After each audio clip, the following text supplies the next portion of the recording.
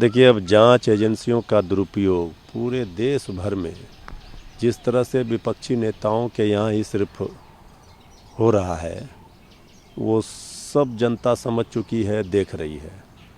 IT हो, ED हो, CBI हो, ये आम बात हो गई है।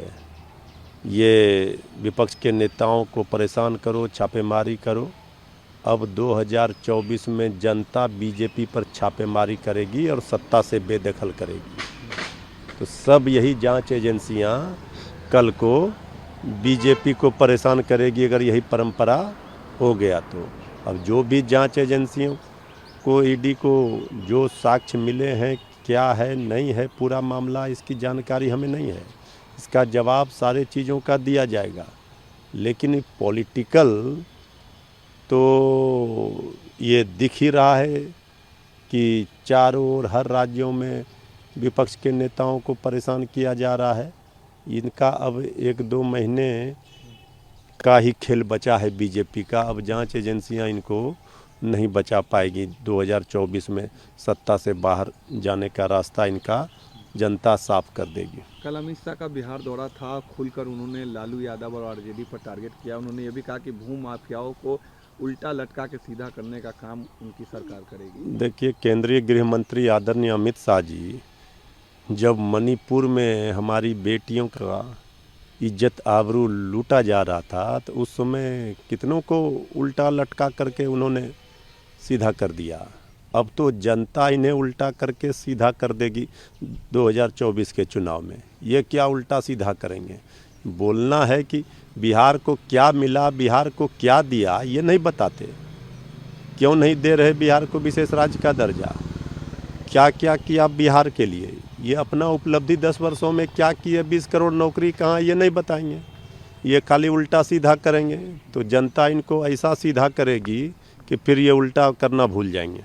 इलेक्शन कमिश्नर अरुण गोयल ने रिजाइन कर दिया है 2027 में। हालांकि उनका टेन्योर पूरा होना था, लेकिन समय से पहले उन्होंने रेजिग्नेशन दे दिया है। देखिए, ये चिंता का विषय है। और जिस तरह से संवैधानिक संस्थाओं के प्रमुख और उन पे बैठे आसीन जो पदाधिकारी हैं, चुनाव आयुक्त जैसे महत्वपूर्ण व्यक्ति अगर समय से पहले इस्तीफा देते हैं तो कुछ न कुछ कारण रहे हैं। और जो सवाल पूरा विपक्ष उठा रहा है, आज केंद्र की सरकार कटघरे में है कि आखिर ये कौन सी परिस्थितियां हैं।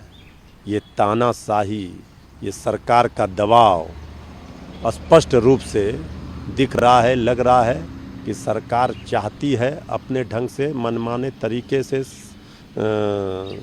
संवैधानिक संस्थाओं के ऊपर अपना मनमानी करना। जो इसे स्वीकार नहीं करते वो इस्तीफा देकर जा रहे। आखिर इस तरह से कैसे चल सकता है? ये देश के लिए बहुत ही गंभीर सवाल है और चिंता की बात है। इस मुद्दे को हम लोग ज़रूर ले जाएंगे, उठाएंगे जनता के बीच में। इंडिया ब्लॉक की कई पार्टियां इंडिया ब्लॉक छोड़ दी है। कल आंध्र प्रदेश में टीडीपी और जनसेना ने एनडीए में ज्वाइन कर लिया है। किस तरीके से देख रहे हैं? देखिए, जिनको जहाँ जाना है वो जाएं, एनडीए में जाएं चाहे जहाँ जाएं। जनता इंडिया ब्लॉक के साथ है, जनता इंडिया गठबंधन के साथ है। जीतेगा इंडिया कह रहा है पूरी जनता। तो इसलिए कुछ लोगों को प्रलोभन देकर, कुछ लोगों को, अभी अजित पवार जी भी गए थे, बहुत सारी चीज़ हैं भय दिखाकर जांच एजेंसियों का ये अपने पाले में कर रहे हैं। तो अभी तो 400 पार का दावा कर रहे थे आदरणीय प्रधानमंत्री जी, एक अकेले सब पर भारी। अब नगरी नगरी द्वारे द्वारे घूम रहे हैं।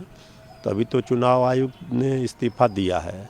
अभी तो बीजेपी के 2 उम्मीदवारों ने टिकट वापस किया है। अभी आप देखिए आगे आगे क्या होता है।